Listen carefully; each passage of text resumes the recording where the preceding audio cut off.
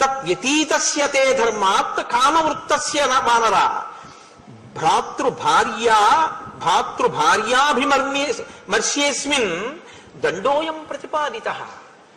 తమ్ముడి భార్యని అనుభవించినటువంటి నిన్ను వధించడం మినహా ఇంకొక శిక్ష శాస్త్రంలో లేదు.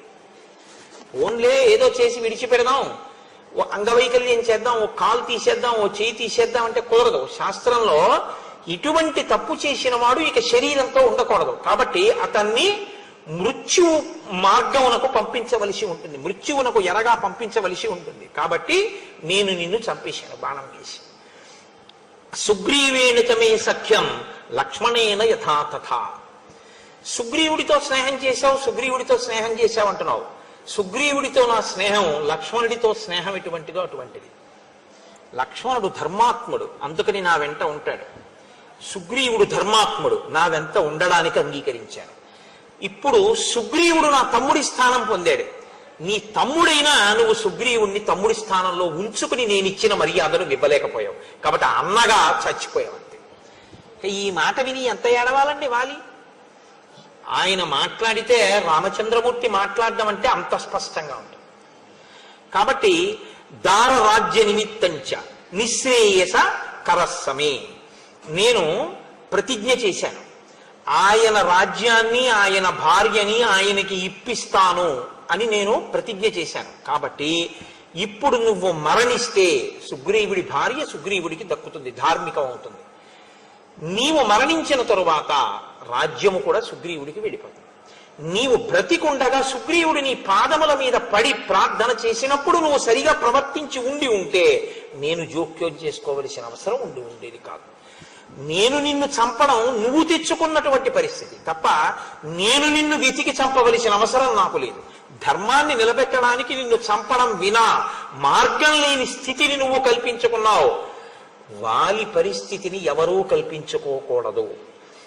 కాబట్టి రాముడు ఎప్పుడు ఇచ్చే అవకాశం ఏమిటో తెలుసా అండి?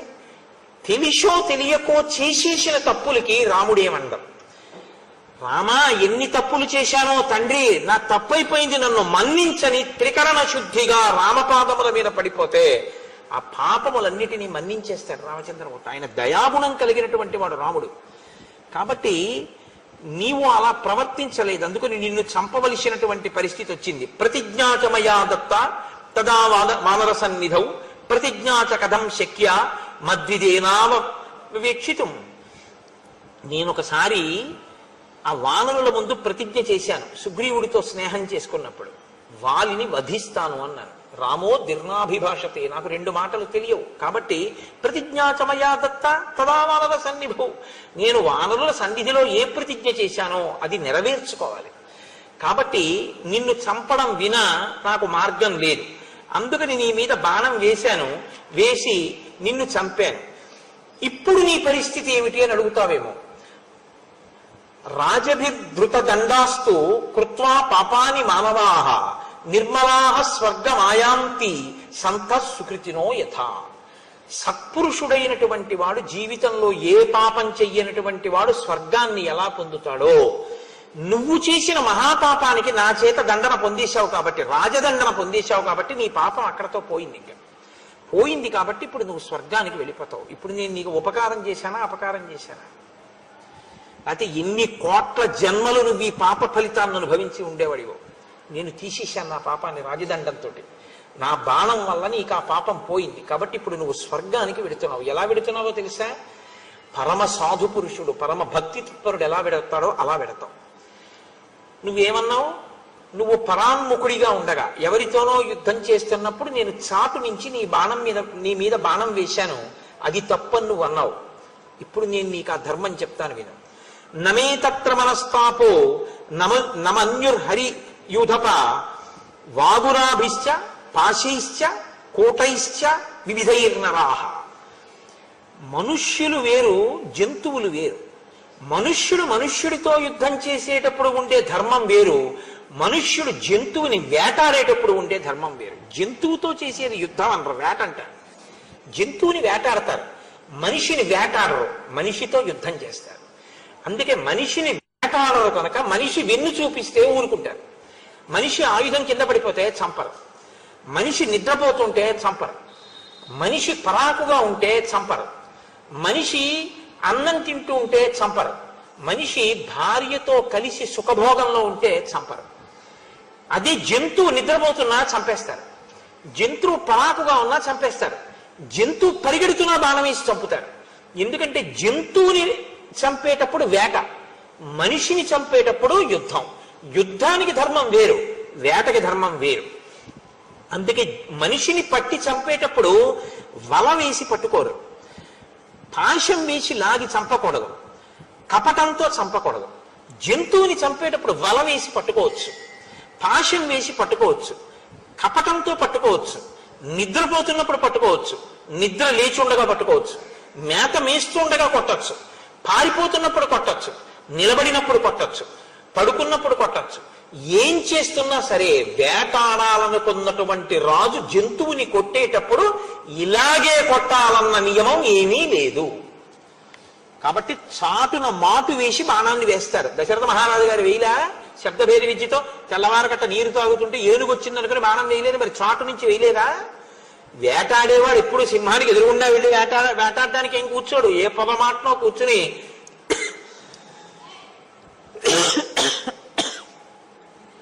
సింహం వచ్చింది అనుకుంటే వెంటనే సింహం మీద బాణప్రయోగం చేస్తారు. అంతేగాని ఆ సింహానికి ఎదురుగుండా వచ్చి యుద్ధం చేయాలని నియమం లేదు.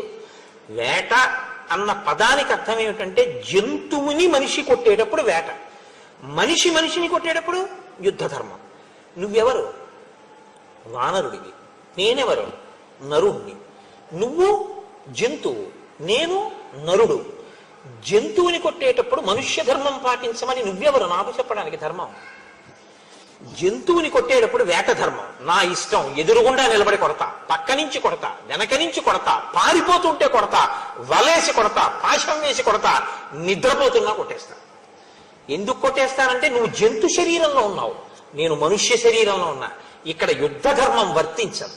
నీకు ధర్మాధర్మములు నీకు తెలియవు. అసలు నీకు ధర్మాధర్మాలు తెలిస్తే నీ కోడలు వంటి నీ మరదలితో నువ్వు సంగమించేవాడివే కాదు. అసలు ఏ ధర్మమో నీకు తెలియదు, ఏ ధర్మమో తెలుసుకుందామని నువ్వు ప్రయత్నించలేదు. నీకు తెలిసిన ధర్మం ఒక్కటే, నీకు పశుధర్మం ఒక్కటే తెలుసు. నీకు ఒంట్లో కండ కావరం ఉంది కాబట్టి ఆ దాంతో నువ్వు వెళ్ళి నీకేం కావాలంటే అది అనుభవించావు. ఆ పాపం అనుభవించవలసిన రోజు వచ్చింది, నా చేతి బాణంతో తెగటారిపోయావు. కాబట్టి చాటించి కొట్టావు, పరాముఖుడవై కొట్టావు. నేనెవరితోనో యుద్ధం చేస్తుంటే కొట్టావంటాయండి. నాకు నేను పొందవలసిన ధర్మాన్ని, నేను పాటించవలసిన ధర్మాన్ని నేను ఎవరి పట్ల పాటించాలో అది మానేసి నీ పట్ల నేను పాటించాలి ధర్మాన్ని చెప్పడానికి నువ్వెవరు? శాస్త్రం ఏది చెప్పిందో అది ధర్మం, నువ్వు చెప్పింది ధర్మం కాదుగా. తత్శాస్త్రం ప్రమాణంతే, శాస్త్రము ప్రమాణం. ఇదే నేను మీతో మనవి చేసేది. రాముడు ఎప్పుడు మాట్లాడినా శాస్త్రమే మాట్లాడతాడు, తన సొంత నిర్ణయాలు చెప్పడు రాముడు. ధర్మాన్ని నిర్ణయించినది శాస్త్రాలు నిర్ణయించాయి, స్మృతులు నిర్ణయించాయి. ఆ స్మృతులు నిర్ణయించినప్పుడు క్షత్రియులకి వేట ధర్మాన్ని నిర్ణయించాయి, యుద్ధ ధర్మాన్ని నిర్ణయించాయి. వేట ధర్మం జంతువుల పట్ల, యుద్ధ ధర్మం సాటి మనుష్యుల పట్ల. ఇప్పుడు నేను ఒక జంతువుని వేటాడేటప్పుడు పరాముఖంగా ఉండగా కొట్టానా, ఎదురుగుండా కొట్టానా, పారిపోతే కొట్టానా? ఇవేవి నాకు అధర్మాన్ని తీసుకురావు. కాబట్టి నీవు నన్ను ఇలా కొట్టానేమని అడిగేటటువంటి అధికారమే నీకు లేదు. అసలు ధర్మం అన్న మాట ఎత్తే అధికారం నీకు లేదు. నువ్వు చాలా ధర్మాత్ముడమైనట్టు మాట్లాడుతున్నావు. కారణం ఏమిటో తెలుసా? నీకేమీ తెలియకపోవడమే కారణం.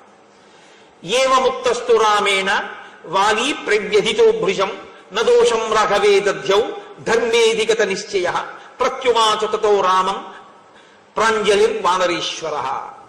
ఈ మాటలు విన్నట్ట వాలి రెండు చేతులు ఎత్తి కన్నీటితో నమస్కారం చేసేట.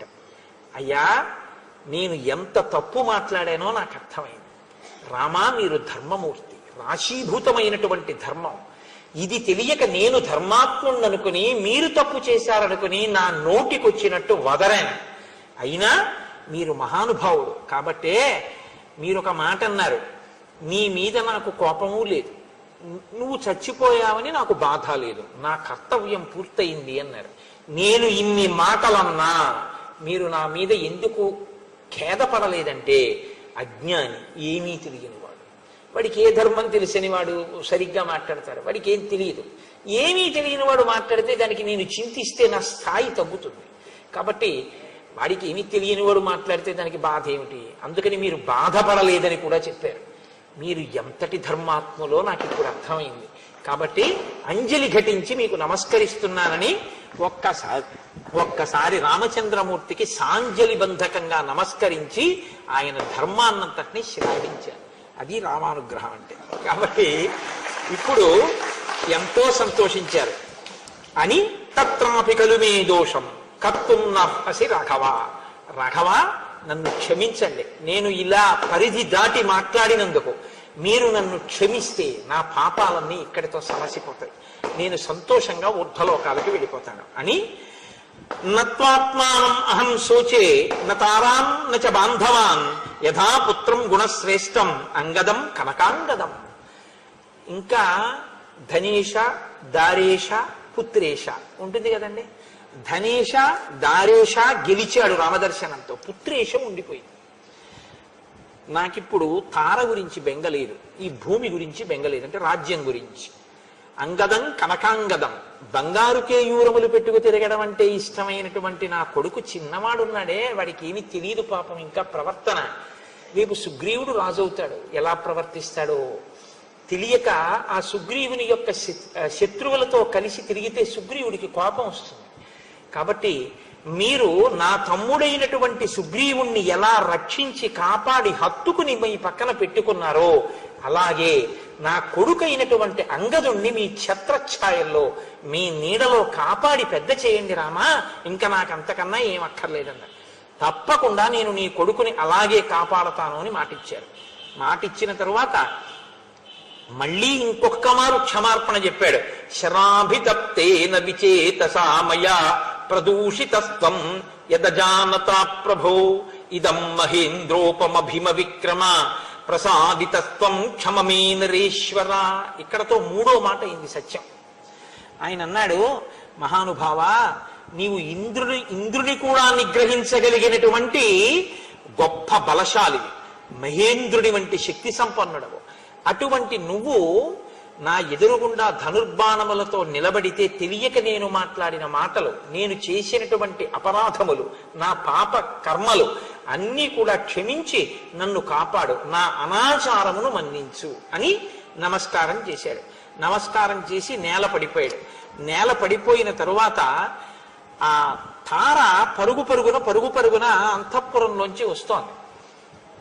వస్తుంటే ఈ వానరులందరూ ఆవిడికి ఎదురెళ్ళారు. ఏం జరిగింది అని అడిగింది ఆవిడ. పెద్ద కోలాహలం కదండి, వాలి మరణించాడంటే మరి ప్రభువు మరణించాడు, అప్పటి వరకు ఓటమి జరగని వాడు. వస్తుంటే వానరులు అంటే ఒక సంఘటన ఒక వ్యక్తి నాలుక మించి ఇంకొక వ్యక్తి నాలుక మీద వెళ్ళేటప్పటికి ఎన్ని రకాలుగా మారిపోతుందో చూపిస్తారు మహర్షి. వానరులు ఏం చెప్పారంటే తారతోటి, క్షిప్తాన్ వృక్షాన్ సమావిద్య విపులాశ్చ శిలాస్తథా వాలీ వజ్ర సమైర్బాణై రామేణ వినిపాతితః. వాలికి ఎదురుగుండా రాముడు వచ్చాడు యుద్ధం చేయడానికి. వాలి చెట్లు పీకి రాముడి మీదకేశాడు, రాముడు బాణాలు వేశాడు. రాముడి బాణాలకి చెట్లన్నీ తెగిపోయాయి, కింద పడిపోయాయి. ఏదో ఇద్దరు చాలాసేపు దెబ్బ. వాలికి అనుచరగణంగా ఉన్న వాళ్ళందరి మీద పగ తీర్చుకునేటటువంటి ప్రయత్నంలో ఉన్నారు. కాబట్టి ఇప్పుడు నువ్వు అక్కడికి వెళ్ళకు, అంగదుణ్ణి తీసుకుని మనం ఎక్కడికన్నా దూరంగా పారిపోవాలి, అక్కడ పరిస్థితి చాలా భయంకరంగా ఉంది, విప్లవం జరిగిపోతోంది, సింహాసనం కోసం కుట్ర జరిగిపోతోంది, ఇన్ని చెప్పారు. అవన్నీ జరిగాయి. అక్కడ అంగదుణ్ణి నేను రక్షిస్తానని రామచంద్రమూర్తి అన్నారు. అంటే లోకం పోకడ ఎలా ఉంటుందో చూపిస్తారు. వానరులు కాబట్టి వాళ్ళు అలా మాట్లాడారంటే అర్థం. పుకారుల మీద ఉన్నంత వ్యామోహం ఇంకా దేని మీద ఉండదు. దానికి తగ్గట్టే ఇప్పుడు కొత్త ప్రక్రియ కూడా బయలుదేరింది. ఎక్కడ ఏదైనా సరే ఇప్పుడు అక్కడ ఏం జరిగిందో ఒక్కసారి చెప్పండి అనేటటువంటి సాధన సంపత్తులు కూడా వచ్చేసాయి. కాబట్టి ఇక అదే పని, ఇంకా ఏ ఇంద్రియములకు పని లేదు, ఇలా ఉండడమే. నిశ్చేష్టులైపోయి తెలుసుకుంటున్నాడు. ఏమిటి దానివల్ల? సరే, అది వేరే విషయం, వదిలిపెట్టేసేయండి. కాబట్టి వానరులు ఈ మాట చెప్తే తారంది, నా భర్త మరణించిన తరువాత ఈ రాజ్యం ఉంటే ఎవరికి కావాలి, ఊడిపోతే ఎవరికి కావాలి? నాకు వాలి ప్రధానమని ఆవిడ ఆ యుద్ధ భూమిలోకి వెళ్ళింది, వాలి మీద పడింది, చాలా ఘోరమైనటువంటి స్థితిలో శోకించింది ఆవిడ. కానీ తార ఎక్కడ మాట్లాడినా అలాగే ఉంటుంది. ఒక మెరుపు ఆవిడ మాట్లాడితే ఆ శ్లోకాలు అంత దీనంగా విలపిస్తూ కూడా ఆవిడ చాలా చమత్కారంగా చాలా అందంగా మాట్లాడుతుంది. నన్ను కూడా చంపి వాలి దగ్గరికి పంపేయాలి.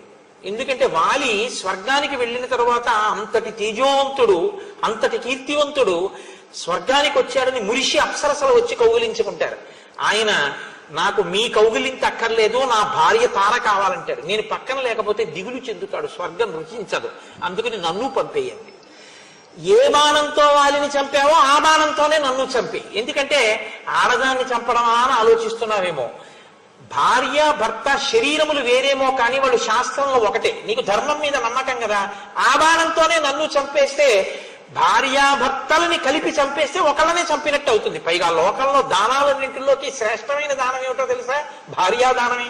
అంటే కన్యాదానం. కన్యాదానం గొప్పది, అందుకు కదండి అయింది. ఇంకోటి ధర్మం చేసుకోవాలంటే, ధర్మం చేసుకోవడం అంటే మీరు జాగ్రత్తగా అర్థం చేసుకోండి, ఏది చెయ్యాలన్నా ధర్మపత్ని పక్కన ఉండాలి కదా, అందుకని కన్యాదానం గొప్పది. కాబట్టి భార్యాదానం చాలా గొప్పది. అందుకని నన్ను నువ్వు ఇప్పుడు చంపేస్తే వారికి భార్యాదానం చేసిన వాడి అవుతావు, కాబట్టి నన్ను చంపేయండి అని నీకెప్పుడు ఈ భూమి మీద వ్యామోహం, రాజ్యాకాంక్ష. అందుకని వాలి నేనొచ్చినా భూమినే కౌగులించుకుని పడుకున్నావా అంటుంది. ఆ ఏడుపులో కూడా ఆవిడ ఎంత చమత్కారంగా మాట్లాడుతుందో. కానీ అలా అనకూడదు, అది సంస్కృతి పాత్రం కాదు అలా మాట్లాడడం. అంటే అలా ఏడవడాన్ని అభినందించి మాట్లాడడం అన్నది మంచి పద్ధతి కాదు. కానీ ఆవిడ అలా పాపం శోకించింది భర్త యొక్క మరణానికి. కానీ ఆవిడ వాలితో ఒక మాట అంటుంది, ఇవి అనగలిగిన ప్రజ్ఞ లోకంలో చాలా తక్కువ మందికే ఉంటుంది. మండోదర్ అంటుంది రావణుడి విషయంలో, తార అంటుంది వాలి విషయంలో యుద్ధభూమిలో. ఆవిడ అంటుంది, సుగ్రీవస్య త్వయా భార్య హృతాసచ వివాసితః యత్తస్య త్వయా వృష్టి ప్రాప్తేయం ప్లవగాధిప. నీవు నీ తమ్ముడైనటువంటి సుగ్రీవుడి భార్యని నీ భార్యగా అనుభవించడం వల్లనే ఈ ప్రమాదాన్ని తెచ్చుకోవడం అయింది. సుగ్రీవుణ్ణి రాజ్యంలోంచి పంపకుండా సుగ్రీవుడికి యవ్వరాజ్యం ఇచ్చి ఆయన భార్యతో ఆయన ఉండే అవకాశం ఆయనకి ఇచ్చి ఉంటే ఎలా ఉండేదో పరిస్థితి. నీ చావుకి కారణం రాముడని నువ్వు అనుకుంటున్నావు, నీ పాపమే కారణము అన్నాడు. కాబట్టి ఆ తల్లి, ఆ మహాతల్లి చాలా గొప్పగా అని ఆవిడ ఒక మాట అంది, నువ్వు మరణించావు సరే, నీ పాపం నువ్వు చేశావు, నువ్వు చనిపోయావు, కానీ ఇప్పుడు నా పరిస్థితి ఏమిటి? వాలి భార్య అంటారు, రాజ్యం ఉంటుంది, కొడుకు అంగదుడు ఉన్నాడు, రేపొద్దున సుగ్రీవుడు రాదైతే అంగదుడు యువరాజు అవుతాడు, యువరాజు యొక్క తల్లిని నేను. ఇన్ని ఉన్నా శాస్త్ర పరిజ్ఞానం ఉన్న పండితులు నన్ను ఏమని పిలుస్తారో తెలుసా? పతి హీనాతు యానారి కామం భవతు పుత్రిని ధన ధాన్య సమృద్ధాపి విధవే మృత్యతే బుధై విధవేత్యుచ్యతే బుధై. శాస్త్రమెరిగినటువంటి పండితులు పతిహీనాతు యానారి, భర్త లేనటువంటి ఆడదాన్ని ఎంత గొప్ప కొడుకున్నా, ఎంతమంది కొడుకులున్నా, ఎంత ధనం ఉన్నా, ఎంత ధాన్యం ఉన్నా విధవ అంటారు తప్ప ఇంకొక మాట అనరు నన్ను. కాబట్టి నువ్వు పాపపు నడువడితో ఉన్నావు, ఫలితం విధవగా నేను బతకవలసినటువంటి స్థితిని నాకు కల్పించావు అని రాముడి వంక తిరిగింది. రాముడి వంక తిరిగి రామునిలో ఉన్న తేజస్సు గుర్తించింది. అప్పుడు కూడా ఆవిడ బహుశా పూర్వపుణ్యము యొక్క బలం చేత తార అలా చెప్పగలిగింది తప్ప అన్యులకు అది సాధ్యం కాదు. అలా పసికట్టినా అలా వాక్కులలో ఆవిష్కరించలేరు. అందులో అటువంటి దీనస్థితిలో ఆవిడంత గొప్పగా మాట్లాడింది. త్వమప్రమేయశ్చ దురాసదశ్చ జితేంద్రియశ్చోత్తమ ధర్మకశ్చ అక్షీణకీర్తిశ్చ విచక్షణశ్చ క్షితి క్షమావాన్ క్షతజోపమాక్షః. నీవు రామ త్వమప్రమేయశ్చ దురాసదశ్చ, నీ యొక్క శక్తిని ఊహించడం ఎవరికి సాధ్యం కాదు. భగవంతుడి యొక్క శక్తిని ఎవరు ఊహిస్తారండి? జితేంద్రియశ్చోత్తమ ధర్మకశ్చ, నువ్వు ఇంద్రియములను జయించినటువంటి వాడివి. ఉత్తమ ధార్మికశ్చ, నువ్వు చాలా ఉత్తమమైనటువంటి ధార్మికుడవు. ఇంద్రియములను గెలవడం వేరు, ఇంద్రియములను అణచడం వేరు. మీరు ఈ రెండింటికి తేడాన్ని తెలుసుకోవాలి. ఇంద్రియములను అణిచినటువంటి వాళ్ళు రామాయణంలో ఉంటారు, ఇంద్రియములను గెలిచిన వాళ్ళు రామాయణంలో ఉంటారు. ఇంద్రియములను అణిచినవాడు రావణాసురుడు. ఇంద్రియాలని అణచడం అంటే ఏమిటో తెలుసా అండి? త్రాచుపాము యొక్క తల మీద పాదాన్ని పెట్టి కూర్చోవడం. కానీ లేచాడనుకోండి పావు తెరిచేస్తుంది. ఇంద్రియాలు కొంతసేపు బయట వ్యామోహంతో తిరగకుండా తిప్పి అట్టే పెడతాడు. దానివల్ల బ్రహ్మగారి అనుగ్రహాన్ని పొందాడు, వరాలు పొందాడు. లేచాడు, ఇంద్రియాలన్నీ విజృంభిస్తాయి. కాబట్టి ఇప్పుడు ధర్మాన్ని వదిలేస్తాడు. ఇంద్రియాలు ఎటు తిరుగుతున్నాయో అటు తిరగడం మొదలు పెడతాడు. అధార్మికమైన ప్రవర్తన వైపు పెడతాడు. ఇంద్రియాల్ని గెలవడం అంటే ఏమిటో తెలుసా అండి? తాను ధార్మికంగా అనుభవించకూడదు అన్న సుఖం తన కన్నుల ముందు కనపడి తనని కోరుకున్నా తాను ఆ సుఖాన్ని అనుభవించాడు. ఎందుకంటే శాస్త్రం అంగీకరించాలి కనుక. ఆయన ఇంద్రియముల యందు కాని మనస్సు యందు కాని వికారము కలగదు. అలాంటి వాడు ఇంద్రియములను గెలిచినవాడు. కాబట్టి జితేంద్రియశ్చోత్తమ ధార్మికశ్చ, నువ్వు ఇంద్రియములను గెలిచినటువంటి వాడివి, ఉత్తమమైనటువంటి ధార్మికుడివి. అక్షీణ కీర్తిశ్చ విచక్షణశ్చ, నీ కీర్తి క్షీణించదు. తెలియక వాలి ఏదో అన్నాడు, నీ కీర్తి మాసిపోయింది వాటితోనని. అక్షీణ కీర్తిశ్చ విచక్షణశ్చ, నీకు యుక్తాయుక్త విచక్షణ బాగా ఉన్నవాడివి. క్షితిక్షమావాన్, భూమికి ఎంత ఓర్పు ఉందో అంత ఓర్పు ఉన్నవాడివి. క్షత జోపమాక్ష, ఎరుపు జీరలు తేరి రక్తం ఎలా ఉంటుందో అటువంటి కందులు ఉన్నటువంటి వాడివి, అంత అందగాడివి. త్వమాప్త బాణాసన బాణపాణి మహాబల సంహననోపపన్న మనుష్య దేహాభ్యుదయం విహాయ దివ్యేన దేహాభ్యుదయేన యుక్త. నువ్వు ఆ ధనస్సు పట్టుకుని బాణాలు తూణీరం కట్టుకుని ఇలా నిలబడితే తార వచ్చేటప్పటికి ఆయన దాని మీద వాలి ఉన్నాడు ఇలాగా ఆ ధనస్సు మీద. నువ్వు నిలబడితే నీ అవయవ సంఘాతముందే, నీ శరీరంలో అవయవాల యొక్క పొందిక, దాన్ని చూస్తుంటే అది ఒక మనుష్య శరీరానికి ఉండేటటువంటి అవయవముల యొక్క పొందిక కాదు, అది దేవతల యొక్క శరీరపు కాంతులు నీ శరీరపు కాంతులలో కనపడుతున్నాయి. కాబట్టి నువ్వు సాక్షాత్ ఈశ్వరుడవు అని ఆవిడ రామచంద్రమూర్తి యొక్క వైభవాన్ని కీర్తించింది. కీర్తించి ఆమె తాను కూడా సహగమనం చేస్తానని. లోకంలో ఒక పోకడ ఒకటి ఉంటుంది. ఇంత చంపించేసినటువంటి సుగ్రీవుడు అన్నాడు, పాపం నేను ఎప్పుడు కనపడినా మా అన్నయ్య చెట్టు కొమ్మలతో కొట్టి ఇంకెప్పుడు రాకని తరిమేసేవాడు తప్ప చంపలేదు, నేను మాత్రం మా అన్నయ్యని చంపించేశాను, అలాంటి తమ్ముడు లోకంలో ఉండడు. ఇప్పుడు చనిపోతున్నటువంటి అన్నయ్యని చూసిన తరువాత నాకు ఎంత మాత్రమూ కూడా ఈ రాజ్యాన్ని తీసుకోవాలని లేదు. అందుకని ఋష్యమూక పర్వతం మీదకి వెళ్ళిపోయి కందమూలాలు తింటూ ఉంటాను, అక్కడే ఉంటాను, అంగదుడికి రాజ్యం ఇచ్చేయండి, అన్నయ్యని చంపి పాపం మూట కట్టుకున్నాను, తారావిలాపం చూస్తే నా హృదయం కదిలిపోతోంది అన్నాడు. చిత్రం ఏమిటో తెలుసా అండి? రాముడు ఇచ్చాడు. ఇది రాముడి హృదయం అంటే. అందుకే శ్రీ రఘురామచారు తులసీ దళదామ సమక్షమాది శృంగార గుణాభిరామ త్రిజగన్నుత శౌర్య రమాలలామ దుర్వార కబంధ రాక్షస విరామ జగజ్జన కల్మశార్ణవోత్తారక రామ భద్రగిరిదా శరదీ కరుణాపయోనిధి అంటాడు రామదాసు గారు. ఆయన మహానుభావుడు, ఎదుటివారి కల్మషాన్ని కడుగుతాడు. తన స్నేహితుడు అగ్నిసాక్షిగా స్నేహం చేసుకున్నటువంటి ఆ సుగ్రీవుడు అన్నగారు చచ్చిపోయారని ఏడిస్తే ఆ ఏడుపుకి తాను ఏడ్చాడు. ఏడ్చి ఇంకా ఆయన మరణించలేదు, అంగదుణ్ణి సుగ్రీవుడికి అప్పచెప్పాడు. అప్పచెప్పి వీడి తెలిసి తెలియక చిన్నతనం ప్రవర్తిస్తే నువ్వు రక్షించు కాపాడు అని యవ్వరాజ్య పట్టాభిషేకం చెయ్యమని కోరి సుగ్రీవుడితో ఒక మాట అన్నాడు, ఈ మాల నా మెడలో ఉన్నంత కాలం నా ప్రాణం పోదు, కాబట్టి ఈ మాల వహిస్తుంది నా యొక్క పరాక్రమాన్ని, తేజస్సుని, ప్రాణాలని, కాబట్టి ఈ మాల తీసి నీ మెడలో వేసేస్తాను, దగ్గరికి రమ్మన్నాడు. సుగ్రీవుడు వచ్చిన తర్వాత తన మెడలో ఉన్నటువంటి మాల తీసి సుగ్రీవుడి మెడలో వేసి భయంకరంగా పళ్ళు బయట పెట్టి కనురెప్పలు పెద్దవి చేసి గుడ్లు పైకి పెట్టి మరణించాడు అని రాశారు వాల్మీకి మహర్షి. అంత ఘోరమైనటువంటి చావు చచ్చిపోయాడు. రామ బాణపు దెబ్బ అప్పుడు తెలిసింది ఆ మాల తీసేయగానే. అప్పటి వరకు అది ఓర్చేటట్టు చేసింది.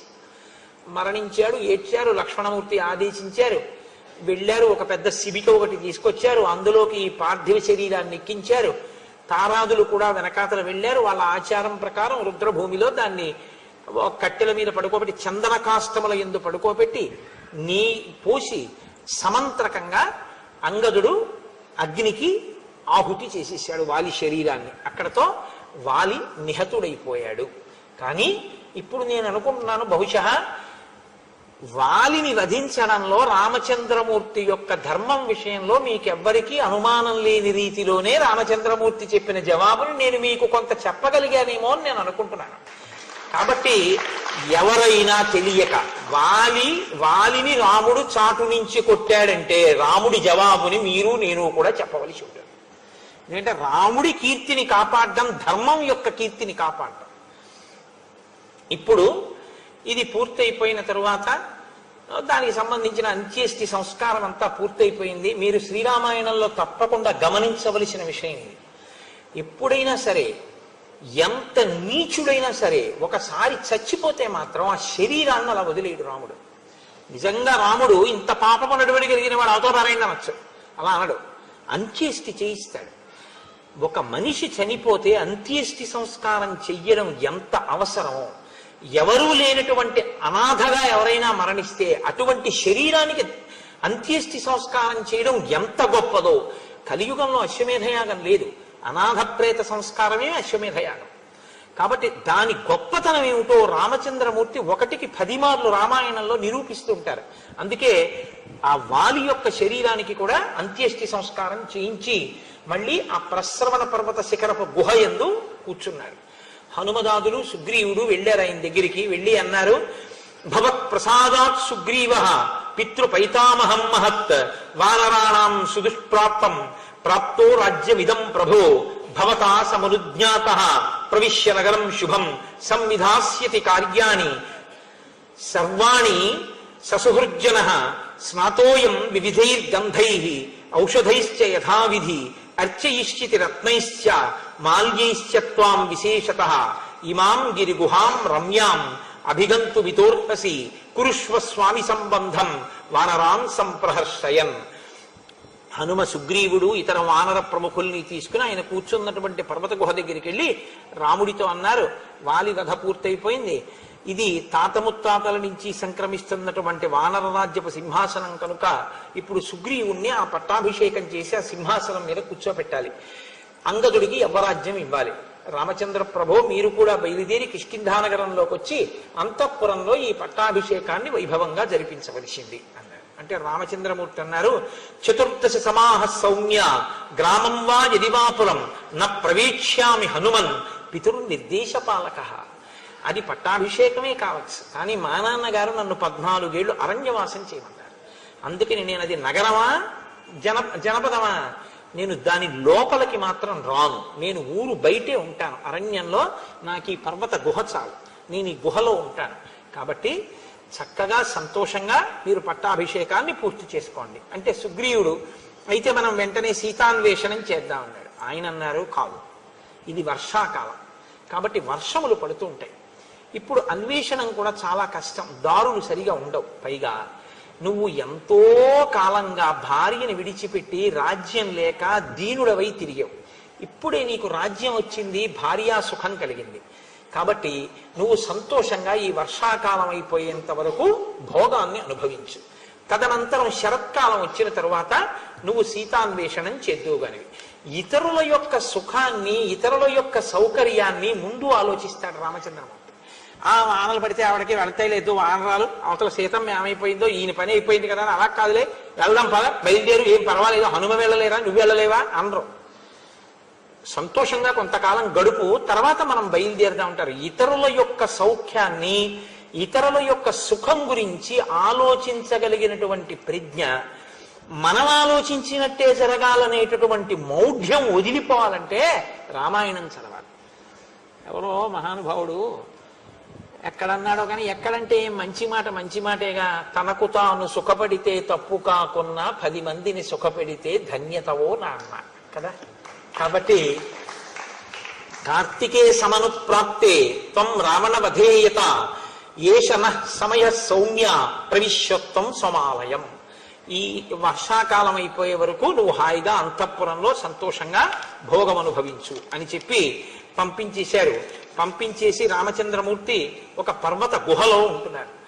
ఆ పర్వత గుహలో ఉన్నప్పుడు బయట వర్షాకాలం, ఆ వర్షాకాలంలో వర్ష ఋతువుని వాల్మీకి మహర్షి వర్ణన చేశారు. అనితర సాధ్యం.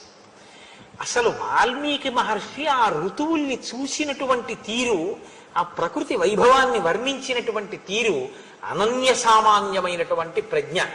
ఉత్తరోత్తర ఇతర కవులకు అందరికీ కూడా ఇదే మార్గదర్శకమైంది. ఏదో కథాపరంగా చెప్పి కథ విడిపోవడమే కాదు, ఒక్కొక్కసారి మీరు కావ్యపరంగా ఋతువర్ణనలో ఉండేటటువంటి అందాన్ని కూడా ఆస్వాదించవలసి ఉంటుంది. వర్ష ఋతువు గురించి వాల్మీకి మహర్షి చేసిన వర్ణన చూడండి. పర్వత గుహలో ఉన్నటువంటి రాముడు లక్ష్మణుడితో చెప్తున్నాడు ఆ వర్ష ఋతువు యొక్క అందాన్ని. తాను స్వయంగా చెప్పడం కాదు మహర్షి, రామచంద్రమూర్తి కళ్ళల్లోంచి చూస్తారు ఆ అందాన్ని. చూసి చెప్తారు